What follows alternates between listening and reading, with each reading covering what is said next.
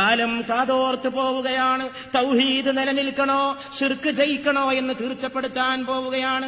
മുഹമ്മദിന്റെ സന്ദേശം അബൂജഹലിന്റെ സന്ദേശവുമായി മാറ്റുരക്കപ്പെടുകയാണ്. 313 ആയിരങ്ങളെ തോൽപ്പിച്ച് വിജയത്തിന്റെ വെന്നിക്കൊടി പറപ്പിക്കാൻ കഴിയുമോ എന്ന് ലോകമുറ്റു നോക്കുകയാണ്. ബദറിലേക്ക് 313 പ്രകാശഗോളങ്ങൾ.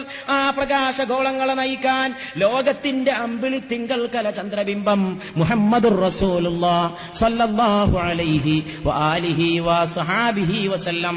അല്ലാഹുവിന്റെ റസൂൽ ദുആ ചെയ്തുകൊണ്ടിരിക്കെ ഈ മൂന്നാളുകൾ യുദ്ധക്കളത്തിൽ ഇറങ്ങിക്കൊണ്ട് പടവെട്ടുകയാണ്. അവർക്കിടയിലുള്ള മൽപിടുത്തം ജോറായി.